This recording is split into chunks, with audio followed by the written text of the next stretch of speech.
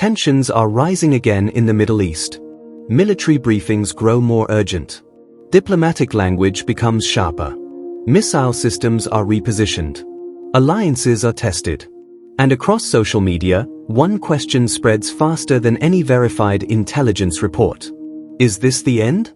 Is a coming war with Iran the final conflict the Bible warned about?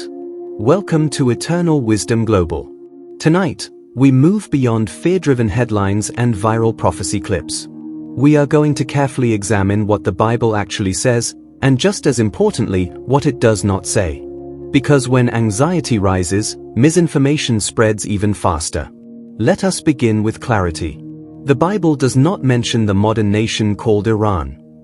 The modern state of Iran was officially named in 1935. Before that, it was widely known as Persia.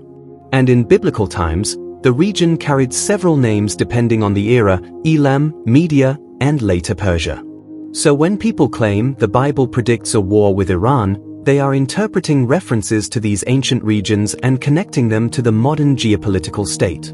That requires caution. Ancient Elam, mentioned in Jeremiah 49, was located in what is today southwestern Iran. The Medes and Persians, who later formed a powerful empire, occupied broader territories that include parts of modern Iran and beyond. In the book of Daniel, Persia appears clearly. Daniel chapter 8 describes a ram with two horns representing the kings of Media and Persia. Historically, this was fulfilled in the Medo-Persian Empire that conquered Babylon in 539 BC under Cyrus the Great. That fulfillment is not speculative. It is widely recognized by historians and biblical scholars alike. So, biblically speaking, Persia has already played a major prophetic role in history. But what about the future? When people speak of the end in relation to Iran, they usually refer to one of three biblical passages. Jeremiah 49 concerning Elam, Ezekiel 38 and 39 concerning Gog of Magog, or the broader apocalyptic imagery in Revelation. Let's examine each responsibly. First, Jeremiah 49 verses 34 to 39. This prophecy declares that God would break the bow of Elam, scatter its people, and yet eventually restore them in the latter days. Historically, Elam's power was crushed by Babylon and later absorbed into the Persian Empire. Many scholars view this as the primary fulfillment. The phrase latter days is debated. In the Old Testament, it often refers not necessarily to the end of the world, but to a future period relative to the prophet's own time. It can indicate restoration after judgment rather than apocalyptic destruction. Nothing in Jeremiah 49 explicitly describes a global end-time war centered on modern Iran. Now let's move to Ezekiel 38 and 39. This is where speculation intensifies. Ezekiel describes a coalition led by Gog, of the land of Magog, coming against Israel in the latter years. Among the nations listed in the coalition is Persia. Here is what we know historically. Persia in Ezekiel's time referred to the same general region that includes modern Iran. So yes, Iran geographically corresponds to the ancient Persia named in Ezekiel 38 verse 5. But that does not automatically mean a specific modern administration or military action fulfills that prophecy. Ezekiel's coalition also includes Magog, Meshech, Tubal, Cush, Put, and Gomer, ancient peoples whose precise modern equivalents are debated among scholars. Some link Magog to regions north of Israel, possibly in Anatolia or the broader Eurasian steppe. Others associate it symbolically rather than geographically. The truth is, serious biblical scholarship does not offer unanimous agreement on precise modern nation equivalents for every name in Ezekiel 38. That matters, because certainty where scripture is not explicit can mislead audiences. Now, let's examine current realities. Iran today is a regional power with significant missile capabilities and influence across Iraq, Syria, Lebanon, and Yemen through allied groups. Israel considers Iran's strategic positioning in Syria and Lebanon a security threat. The United States maintains sanctions and strategic pressure. These tensions are real. But geopolitical tension alone does not equal prophetic fulfillment. History is filled with wars in the Middle East. The Arab-Israeli Wars of 1948, 1967, and 1973. The Iran-Iraq War from 1980 to 1988. The Gulf War. The Iraq War. The Syrian Civil War. Each generation believed it might be witnessing the final chapter. Yet history continued. So what does the Bible clearly teach about the end? In the New Testament, Jesus speaks in Matthew 24 about wars and rumors of wars. But he immediately says, "See that you are not troubled, for all these things must come to pass, but the end is not yet." That statement alone is critical. Conflict does not equal conclusion. The Apostle Paul writes in 1 Thessalonians 5 that the day of the Lord comes like a thief in the night, unexpectedly.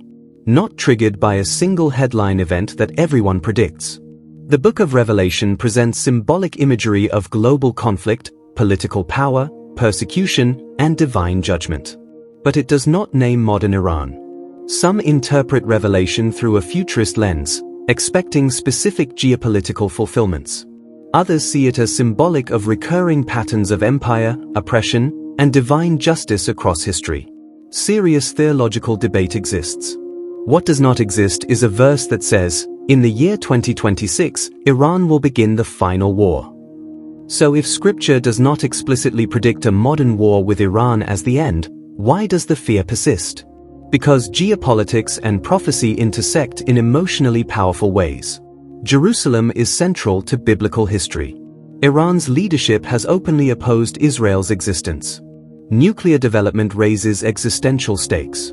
When existential language meets apocalyptic text, the human mind draws straight lines. But wisdom draws careful distinctions. There is another layer often ignored. Biblically, Persia was not only an adversary.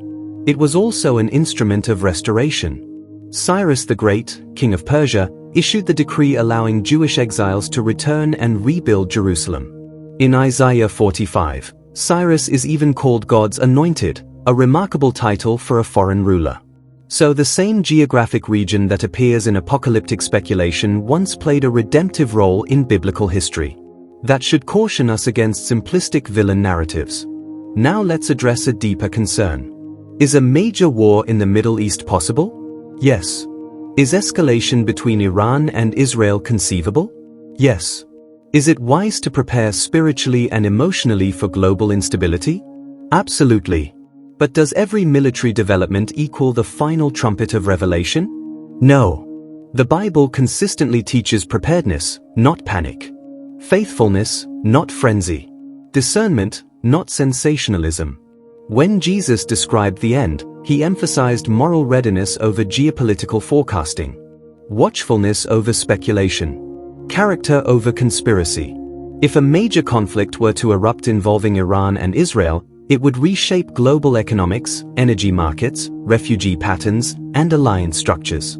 It would be devastating for civilians. It would bring immense human suffering. That alone should sober us.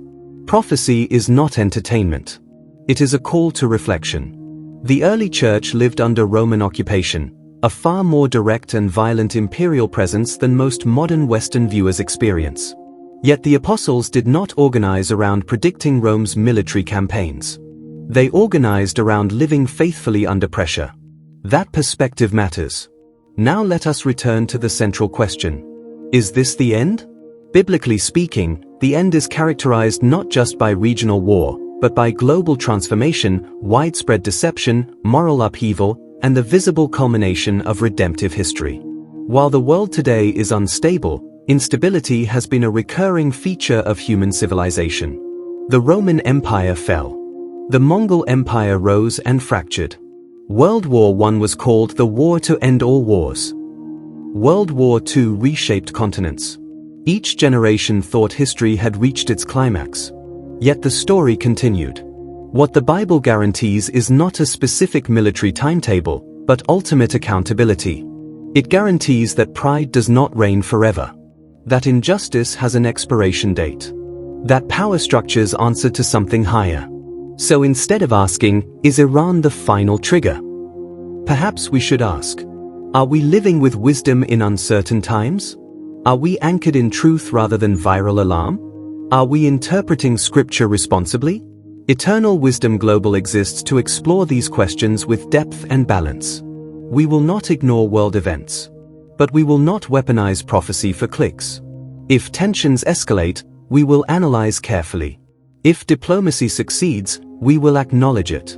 If prophecy unfolds clearly in unmistakable ways, we will examine it honestly. But until then, we stand on what is certain.